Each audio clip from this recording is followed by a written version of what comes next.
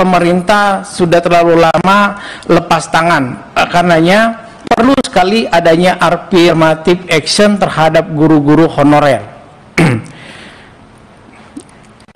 Nah, rekomendasi kami yang pertama adalah semua guru honorer yang terdapat di Dapodik dan Simpatika Kemendikbud, Kemenak, demi menciptakan keadilan bagi semua rakyat Indonesia, maka khususnya yang berusia di atas 35 tahun menjadi prioritas utama dalam pengangkatan dan penempatan sebagai P3K atau ASN tanpa syarat.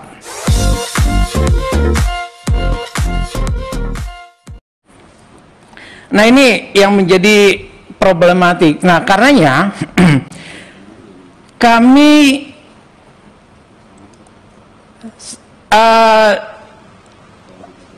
kalau kita lihat dalam kita tinjau kembali keberadaan guru, guru itu kan bisa melakukan pekerjaan, bisa mengajar dengan baik, tergantung kepada rasa nyaman seorang guru dalam mengajar. Bagaimana bisa mengajar dengan nyaman? Berarti harus terpenuhinya kebutuhan rumah tangganya. Nah, ini dulu berarti tingkat kesejahteraan yang harus kita perhatikan. Oleh karenanya kami FGI untuk mempersingkat waktu, kami langsung merekomendasikan bahwa dalam pandangan FGII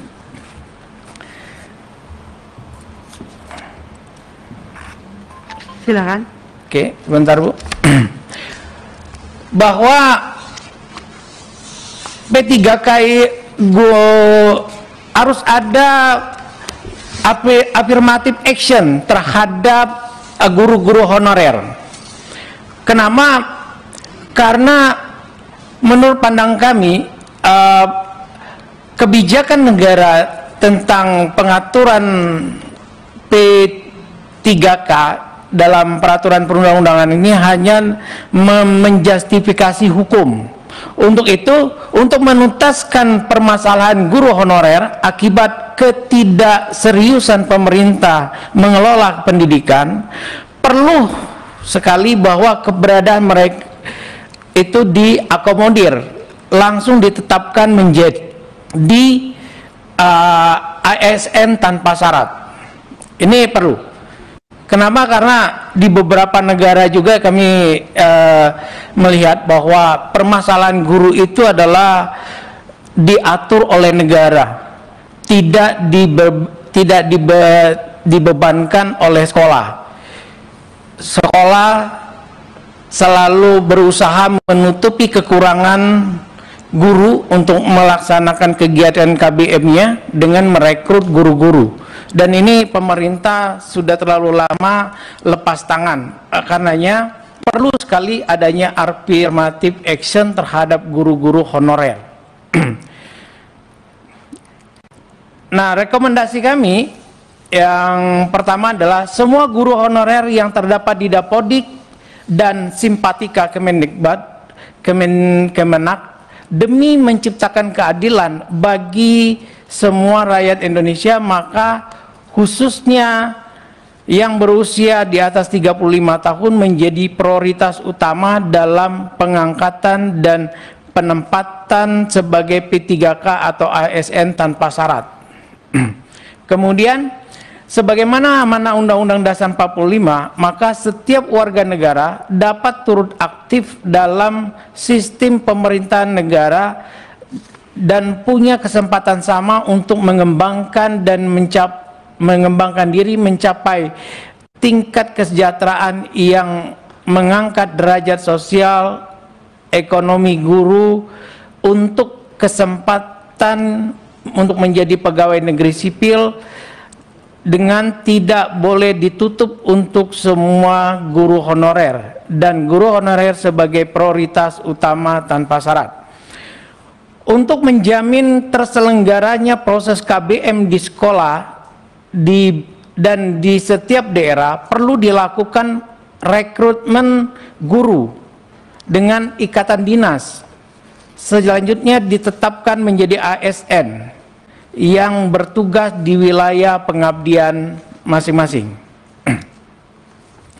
Kemudian anggaran pendidikan yang berjumlah 508 triliun dapat dimanfaatkan secara efektif dan efisien dengan sasaran dan afirmatif yang dialokasikan untuk pengangkatan guru honorer sebagai PNS, karena pengangkatan guru honorer sebagai guru negara merupakan kewajiban negara yang tidak terbantahkan.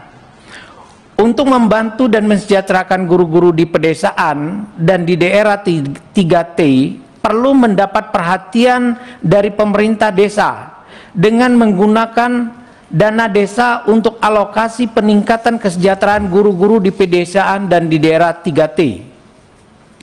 Kemudian, guru-guru yang memiliki NUPTK dan sertifikat pendidik yang diangkat oleh SK pemerintah, kepala dan seterusnya, untuk didahulukan diangkat menjadi guru PNS di tempat sekarang mereka mengajar, karena keberadaan guru-guru di sekolah tersebut sesuai dengan Undang-Undang Ketenagakerjaan, Undang-Undang Nomor 13 Tahun 2003 dan Undang-Undang Sisdisnak.